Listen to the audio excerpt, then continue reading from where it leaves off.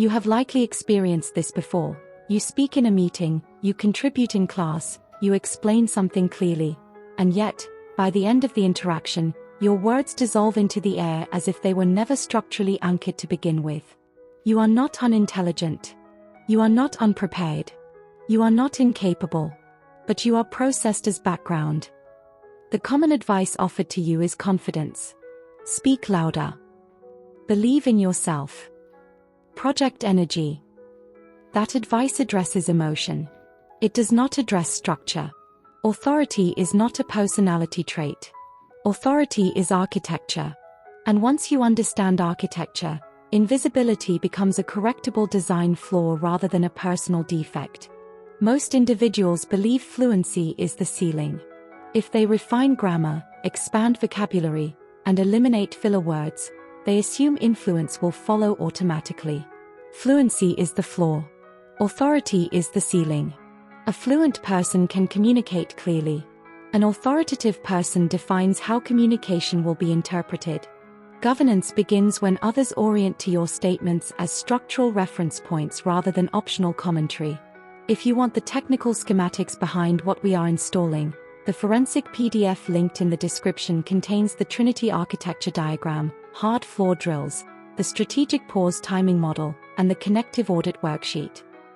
If this session recalibrates how you understand interaction, engage deliberately, like, subscribe, and return after implementation with field results. We are not improving conversation. We are installing governance. The Trinity architecture rests on 3 pillars: structural framing, hard floor tonality, and semantic decoupling. Remove any one of these, and authority collapses under pressure. Structural framing determines who defines the scope of the conversation. In most interactions, people unconsciously accept the frame introduced by the dominant speaker. The frame determines what counts as relevant, what requires defense, and what is considered deviation. When someone asks, "Why are we behind schedule?" and you immediately defend your timeline, you have accepted the frame that you are behind and that explanation is required. A structurally aligned communicator reframes before responding. Before we discuss timelines, we need to clarify the dependency sequence that created the variance. The focus shifts from personal deficiency to systemic causality. Authority increases because you reposition the interpretive center. Hard floor tonality refers to prosodic stability at the end of declarative sentences. Many individuals unconsciously raise pitch at sentence endings, converting declarations into subtle questions. Even when grammatically correct, upward inflection communicates provisionality. We should revise the model. Signals uncertainty. We will revise the model. With controlled downward tonal resolution communicates decision. Tonality is not about aggression. It is about closure. Without tonal closure, listeners perceive cognitive hesitation even when content is correct.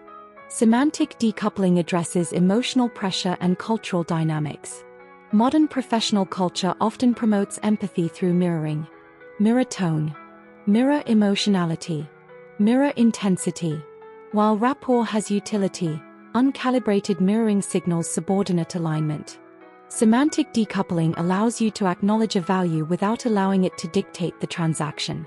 If a stakeholder says, "Speed is everything for us," a deferential communicator responds, "Absolutely, speed is critical." A Trinity-aligned communicator responds, "Speed is a strategic variable. Our objective is optimizing speed within defined risk parameters." You categorize the value instead of emotionally absorbing it. That preserves sovereignty. Authority leakage frequently appears as over-explaining. Over-explaining is anticipatory defense. When you justify before being questioned, you signal expected invalidation. High-status communicators provide sufficient information and stop. They allow silence to carry weight. Silence is not awkwardness, it is structural pressure. When you finish a declarative statement and hold the space without filling it, you shift cognitive load onto the listener. Authority can be conceptualized as a composite function. Let authority be represented as A is equal to S times T times F, where S represents structural framing, T represents tonal stability, and F represents semantic framing. If any variable approaches zero, composite authority diminishes. Vocabulary expansion without framing coherence does not maximize A. Structural integrity multiplies influence. Walkthrough 1. Professional context. Imagine a scenario. You are in a high-level meeting. A senior executive challenges your analysis publicly. Non-Trinity scholars approach. I thought the numbers were aligned with what we discussed last week, and maybe I misunderstood the expectations. I can definitely adjust the model if that would be better. I just tried to follow the guidance, so if something was off, I apologize and I'll fix it. Trinity scholars approach. The model reflects the parameters documented in last week's decision log. If those parameters have shifted, clarify the revised constraints. Once defined, I will recalibrate accordingly. Forensic analysis. The non-Trinity response absorbs blame before verifying causality. Apology precedes clarification. The frame remains personal. This signals structural instability and invites further dominance. The Trinity response anchors to documented precedent, reframes the issue as parameter clarification, and requests specificity. Tone is stable. Frame is neutral. Authority is preserved because the individual governs process rather than emotion. Walkthrough 2. Crisis context. Imagine a scenario. A project failure becomes visible to stakeholders. Emotions escalate. Accountability is demanded. Non-Trinity scholars approach. This is really unfortunate. I know everyone is frustrated. We didn't anticipate this outcome, and it's on us for not catching it earlier. We'll try to fix it quickly and hopefully rebuild trust. Trinity scholars approach. The failure originated from an untested assumption in phase 2. That variable has been isolated. Corrective controls are being implemented within 24 hours. Stakeholder communication will follow verification. Forensic analysis. The non-Trinity response amplifies emotional contagion with diffuse language such as really unfortunate and hopefully. Hope is not governance. The Trinity response identifies causality, isolates variables, and establishes a corrective timeline. Emotional volatility is replaced with operational sequencing. Authority consolidates around those who narrate reality in structured, verifiable terms. Walkthrough 3. Everyday context. Imagine a scenario. You propose an idea in a casual setting, and someone dismisses it lightly. Non-Trinity scholars approach. Oh, I was just thinking out loud. It's not a big deal. We can do whatever you prefer. I didn't mean to complicate anything. Trinity scholars approach. It was a preliminary proposal. If you have an alternative, articulate it and we'll evaluate comparative outcomes. Forensic analysis.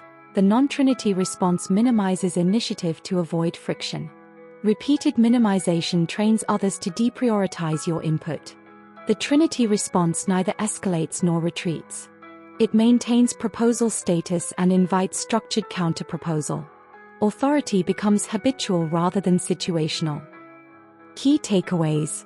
Authority is structural, not emotional. Fluency is foundational but insufficient. Structural framing defines the interpretive arena. Hard floor tonality eliminates provisional leakage. Semantic decoupling prevents emotional assimilation under pressure. Over-explaining signals anticipated invalidation. Silence, when controlled, redistributes cognitive load.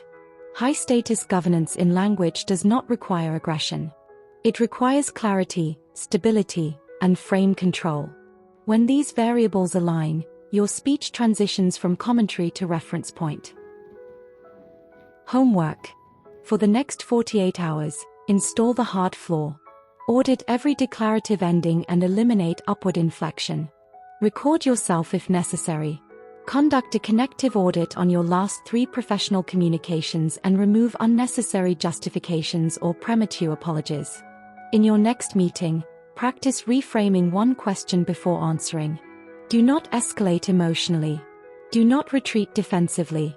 Anchor to structure. Allow silence after declarative statements. Observe shifts in response patterns. You are not invisible because you lack capability. You are minimized because your linguistic architecture signals replaceability. Install the architecture deliberately. Then measure the difference.